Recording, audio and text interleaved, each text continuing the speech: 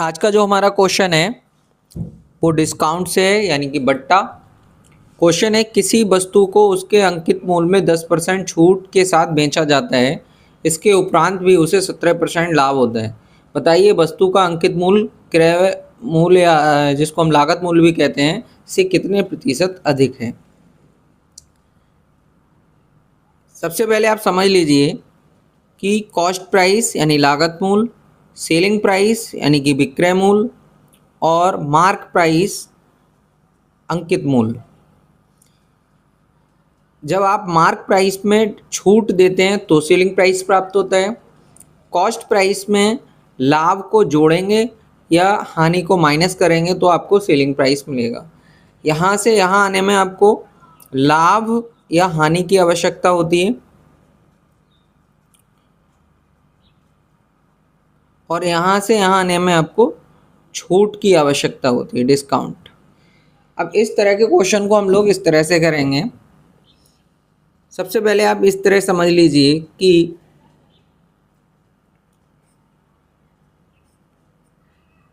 ये हमारा cost price है, ये हमारा मार्क प्राइस है।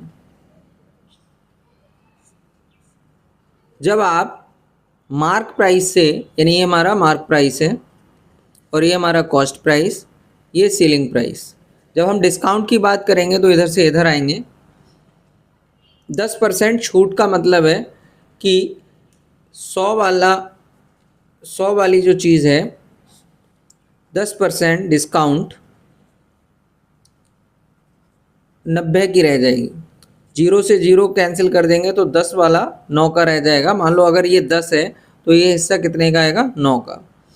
ये कह रहे हैं 17% लाभ होता है, तो इसका मतलब ये कि यहाँ पर अगर हम 100 लें तो यहाँ पर 17% प्रॉफिट के बाद ये 117 का हो जाएगा। अब 9 की तुलना हमें 117 से करनी है। 9 के स्थान पर आपने देखा कि 117, तो एक बराबर आ जाएगा 117 को भाग करेंगे 9 से तो बराबर आएगा 13। जब एक का मतलब जो वैल्यू है वो 13 है तो 10 बराबर आ जाएगा 130।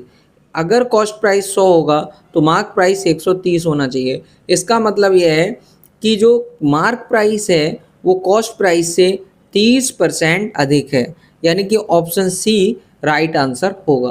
तो इस तरह के क्वेश्चन को हम लोग इस तरह से सॉल्व करते हैं। आशा करता हूँ आपको अच्छे से समझ में आया होगा। धन्यवाद।